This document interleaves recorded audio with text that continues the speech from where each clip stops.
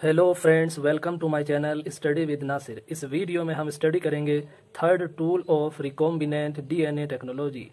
Basically there are three tools of recombinant DNA technology. First enzymes, second vectors, third host. इस video में हम study करेंगे third tool of recombinant DNA technology, that is host. Competent host. Competent means suitable host. Competent means suitable, or host means cell or organism that receiving rDNA or recombinant DNA is called host. Competent host may be eukaryotic cell or prokaryotic cell. Eukaryotic cell may be animal cell, plant cell, and yeast cell, etc. But in case of prokaryotic cell, it may be any kind of bacteria. अब हम बात करेंगे what are the methods that are used to introduce rDNA into host cell. Basically अब हम बात करेंगे introduction of rDNA into host cell. Host cell or organism. There are many methods that are used to introduce rDNA or recombinant DNA into host cell. इसको हम थोड़ा practically समझते हैं। यहाँ पर हमारे पास ये वेक्टर है और यहाँ पर हमारे पास ये जीन ऑफ इंटरेस्ट है।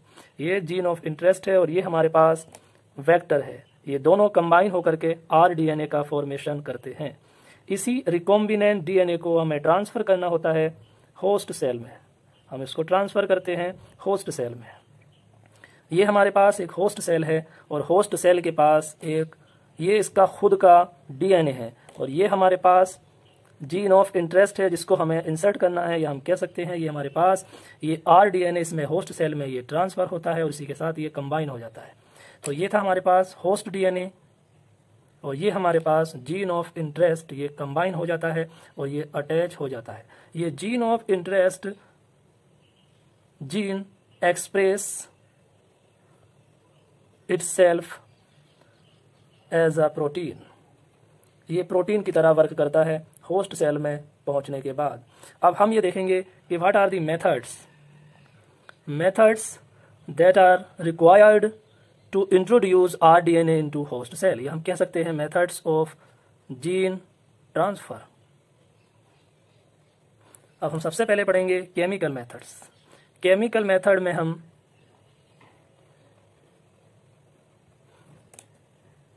ये हमारे पास rDNA है, रिकॉम्बिनेंट डीएनए, और ये हमारे पास कोई भी एक होस्ट है या होस्ट की हमारे पास ये सेल है। होस्ट की सेल में डीएनए एक हाइड्रोफिलिक मॉलिक्यूल होता है, हाइड्रोफिलिक होता है, और जो ये होस्ट सेल है इसकी जो ये आउटर बाउंड्री होती है इसको हम सेल मेम्ब्रेन और प्लाज्मा मेम्ब्रेन कहते हैं। ये लिपिड की बनी होती है, ये बनी होती है लिपिड बाइलेयर की। लिपिड बाइलेयर एक्चुअली ये बनी होती है फास्फोलिपिड की, जहां पर लिपिड की दो लेयर होती हैं, इसीलिए हम इसको लिपिड बाइलेयर कहते हैं। लिपिड प्रेजेंस होने की वजह से ये हाइड्रोफिलिक होता है, सॉरी ये हाइड्रोफोबिक होता है, ये हाइड्रोफोबिक होता है। अब ये डीएनए हाइड्रोफिलिक है और ये हाइड्रोफोबिक है। इसी को हम परमिएबल बनाने के लिए हम इसको ट्रीट करते हैं कैल्शियम क्लोराइड से। जब हम इसको कैल्शियम क्लोराइड से ट्रीट करते हैं तो हमारे पास यहाँ पर ये कैल्शियम डाईवैलेंट कैटायन होता है और ये सेल मेम्ब्रेन की परमिएबिलिटी को इंक्रीज कर देता है। तो जैसे ही सेल मेम्ब्रेन की ये क्या करता है, ये कैल्शियम डाईवैलेंट कैटायन इंक्रीज कर देता है परमिएबिलिटी ऑफ सेल मेम्ब्रेन। अब जैसे ही सेल परमिएबल हो जाती है, अब हम इस rDNA को इसमें इंट्रोड्यूस कर देते हैं। अब जैसे ही हम इसको इंट्रोड्यूस करते हैं तो हमें इसको सबसे पहले फिक्स करना होता है, तो हम इसको इंक्यूबेट करते हैं, इंक्यूबेट ऑन आइस। हम इसको आइस में रख देते हैं। आइस में रखने के बाद हम इसको फिर से हीट देते हैं, हीट देते हैं up to 42 degree centigrade. Heat देने के बाद हम इसको चेकअप करते हैं कि ये इंसर्ट हुआ या नहीं हुआ। आफ्टर दैट हम क्या करेंगे, हीट देने के बाद हम इसको फिर से आइस में रख देते हैं फिक्स करने के लिए। तो ये प्रोसेस होता है जिसको हम केमिकल मेथड कहते हैं। तो यहाँ पर हमने देखा कि DNA is hydrophilic molecule. It cannot pass through the plasma membrane.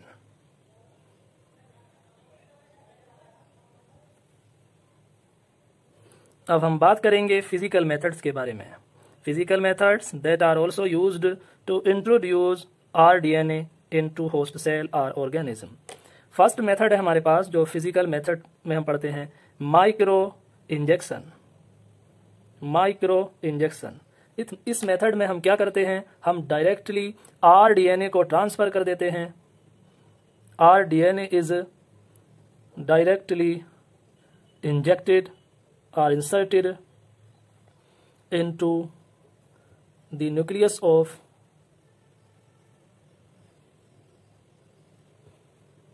host cell.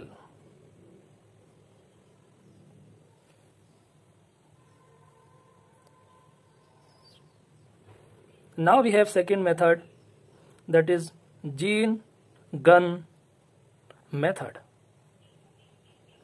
इस मेथड में हम क्या करते हैं, इस मेथड में हम गोल्ड और टंगस्टन जो इनर्ट मेटल होती हैं उसको हम कोटेड कर देते हैं डीएनए के साथ, और उसके बाद होस्ट सेल पर हम बम्बार्डमेंट कर देते हैं जिससे वो सेल मेम्ब्रेन को ब्रेक कर देता है और सेल मेम्ब्रेन को के अंदर वो एंट्री कर देता है। तो gene guns method also known as biolistic method. इस मेथड में हम क्या करते हैं, गोल्ड या हम टंगस्टन या हम इसको inert metal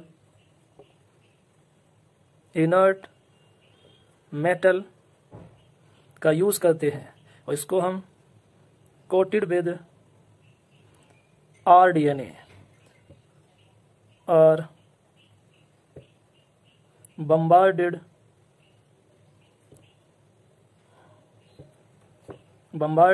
on host cell. Third physical method हम यूज करते हैं इलेक्ट्रोपोरेशन। इलेक्ट्रो मीन्स चार्ज और पोरेशन मीन्स पोर। इस मेथड को electroporation, this method is also used to change the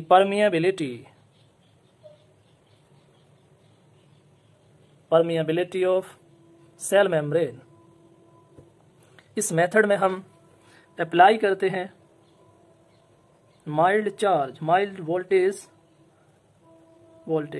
approximately up to 100 volt. ये क्या करता है, ये होस्ट की जो सेल मेम्ब्रेन होती है, प्लाज्मा मेम्ब्रेन होती है, उसमें ये पोर कर देता है और पोर ओपन हो जाते हैं और जैसे ही पोर ओपन होते हैं rDNA होस्ट सेल में इंसर्ट कर जाता है और वो लाइगेट हो जाता है। फोर्थ जो हम फिजिकल मेथड में पढ़ते हैं वो है हमारे पास heat shock method.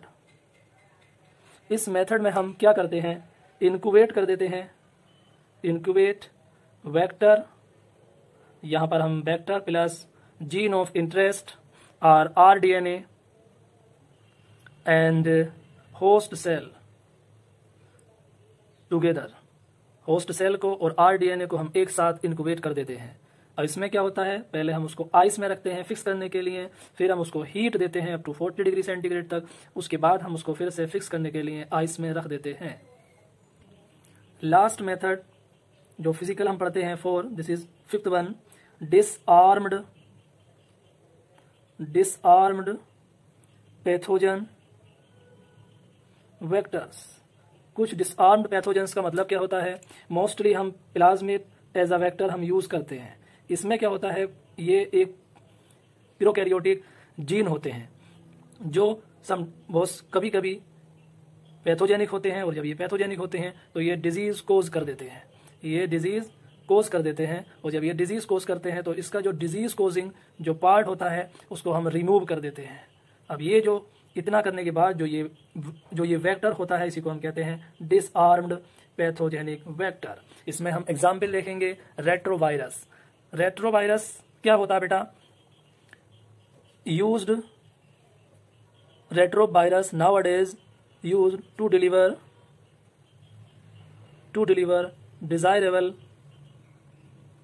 desirable genes into animal cell. तो हम डिसआर्म्ड पैथोजेंस वेक्टर्स भी यूज करते हैं। इसमें जो